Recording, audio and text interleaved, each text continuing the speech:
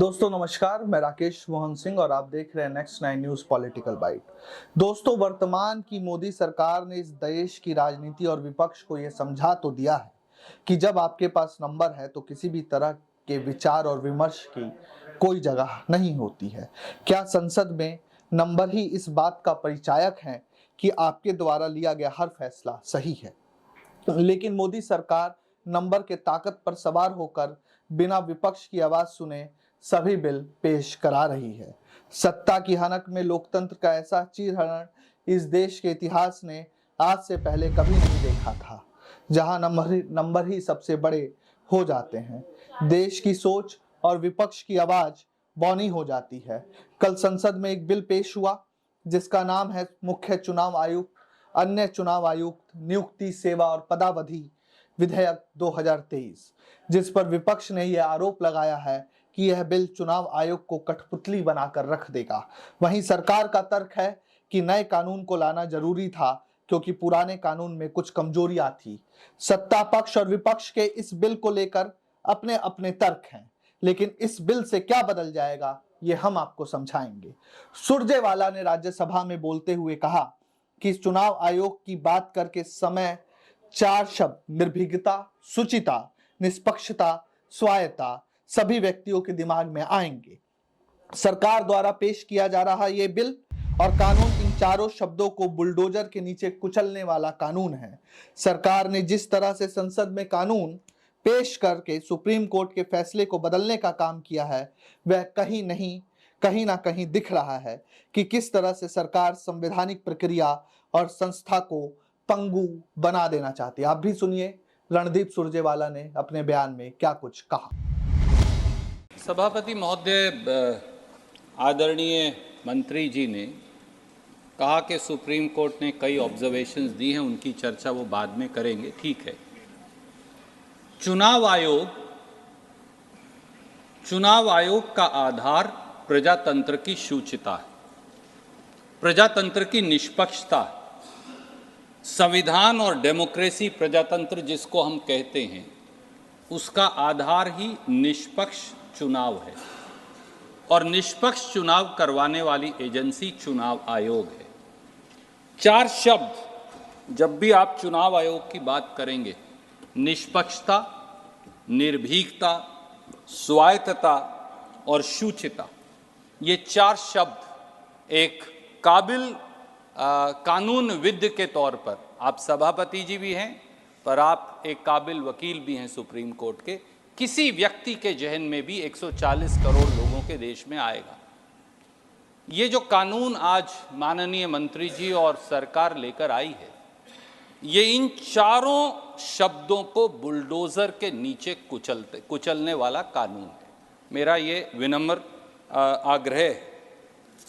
और इससे पहले कि मैं बिल के प्रावधानों की चर्चा करूं, सभापति जी, इंडिपेंडेंस ऑफ इलेक्शंस, जिसे अंग्रेजी में कहते हैं, and avoidance of interference of executive, ये इलेक्शन मशीनरी इन दोनों बातों से प्रेरित होगी। ये हमारे संविधान के संविधान निर्माताओं ने कहा।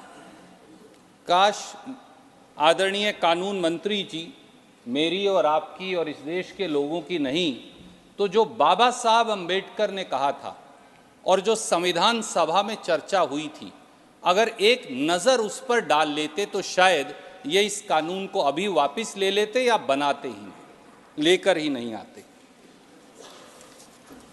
सभापति जी, बाबा साहब ने क्या कहा था इलेक्टोरल मशीनरी के बारे में, मैं उसके कुछ शब्द आपकी अनुमति से यहाँ पढ़कर बताना चाहूँगा।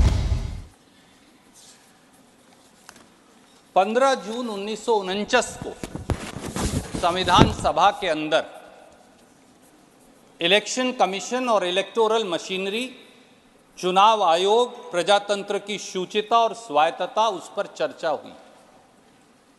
2 और सदस्यों ने बड़ी महत्वपूर्ण बातें कही, मैं उनकी तरफ आपका ध्यान आकर्षित करूंगा, पर बाबा साहब ने क्या कहा मैं वो पढ़कर बताना चाहूंगा।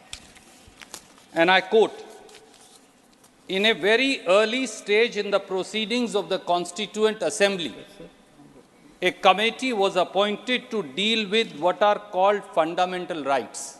This is what Baba Sahib is saying. That committee made a report that it should be recognized that the independence of the elections and the avoidance of any interference by the executive in the elections to the legislature should be regarded as a fundamental right and provided for in the chapter dealing with fundamental rights. When the matter came up before the House, it was the wish of the House that while there was no objection to regard this matter as of fundamental importance. तो दर्शकों, आप लोगों ने सुना कांग्रेस के राज्यसभा सांसद रणदीप सुरजेवाला का बयान। देश के लोकतंत्र और राष्ट्रवाद के बीच में विभाजन पैदा करने वाली भाजपा ने चुनाव आयोग को भी लाचार बनाने की अब इस बिल के साथ ही नींव रख दी है। देश के सुप्रीम कोर्ट ने जो व्यवस्था की थी चुनाव आयोग को मजबूत करने के लिए, उसको भाजपा सरकार ने नंबर के दम पर कुचल कर रख दिया है। सुप्रीम कोर्ट ने चुनाव आयोग की बची खुची इज्जत को बचाने के लिए एक अरेंजमेंट किया था। सुप्रीम कोर्ट ने मुख्य चुनाव आयुक्त और बाकी के आयुक्तों की नियुक्ति के लिए एक सिलेक्शन कमेटी बनाने का आदेश दिया था। उस कमेटी में 3 सदस्य की व्यवस्था थी। कमेटी में प्रधानमंत्री, लोकसभा में नेता विपक्ष और तीसरे व्यक्ति के तौर पर चीफ जस्टिस इंडिया को सदस्य के तौर पर शामिल करना था। लेकिन अब सरकार ने सुप्रीम कोर्ट की पूरी व्यवस्था को बदलकर रख दिया है। सरकार जब संसद के भीतर नंबर के दम पर संवैधानिक संस्थाओं को कमजोर करने का प्रयास कर रही थी, जैसा कि विपक्ष आरोप लगा रही है, उस समय चुनाव आयोग बेबस और लाचार नजर आ रहा था।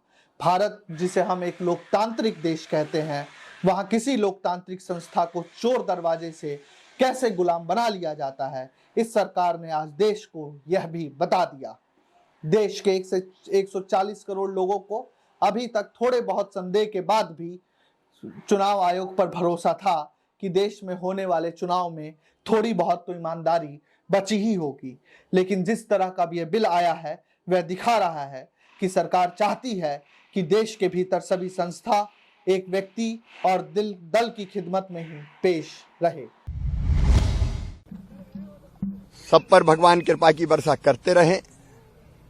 आज 11:30 बजे मध्य प्रदेश के नए मुख्यमंत्री जी शपथ लेंगे और मुझे पूरा विश्वास है वो मध्य प्रदेश की समृद्धि और विकास को और जनता के कल्याण को नई ऊंचाइयों पर ले जाएंगे। उनको शुभकामनाएं। आज प्रधानमंत्री जी पधार रहे हैं, उनका हृदय से स्वागत। गृह मंत्री जी का स्वागत, हमारे राष्ट्रीय अध्यक्ष नड्डा जी का स्वागत। और मित्रों, अब विदा जस की तस रख दीनी चदरिया। आप दर्शकों का चुनाव आयुक्तों की नियुक्ति पर लाए गए बिल पर क्या कहना है, हमें जरूर लिख भेजें। देश और दुनिया की तमाम खबरों के लिए देखते रहिए नेक्स्ट 9 न्यूज पॉलिटिकल बाइट। धन्यवाद।